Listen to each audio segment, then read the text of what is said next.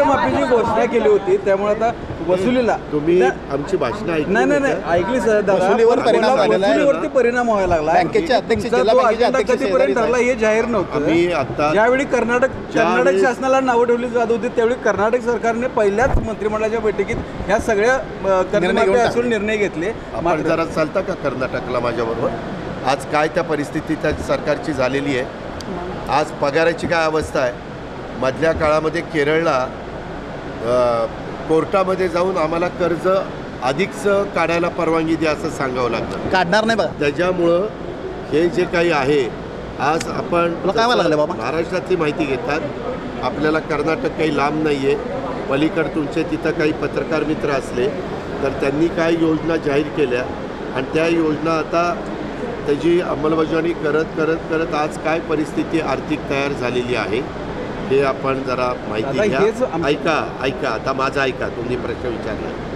आम्ही राज्याचं हित लक्षामध्ये घेता राज्याची आर्थिक घडी विस्कटणार नाही, आर्थिक शिस्त लागेल, अतिशय विचारपूर्वक ह्यावेळेचा अर्थसंकल्प आमच्या महायुतीच्या सरकारने सादर केलेला आहे.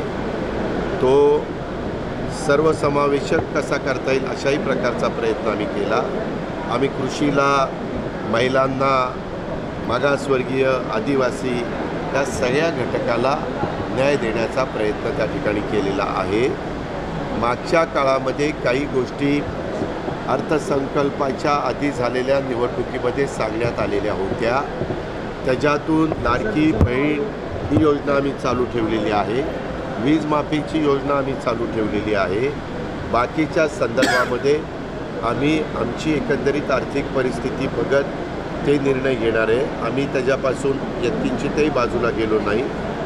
आम्ही काल आमच्या उपमुख्यमंत्र्यांनी पण वर बोलत असताना सभागृहात सांगितलेलं आहे, आम्ही जी काही आश्वासनं या निवडणुकीच्या करता पुढच्या 5 वर्षाच्या करता दिलेली होती त्या 5 वर्षात आम्ही टप्प्याटप्प्याने एक गोष्टी पार पाडू.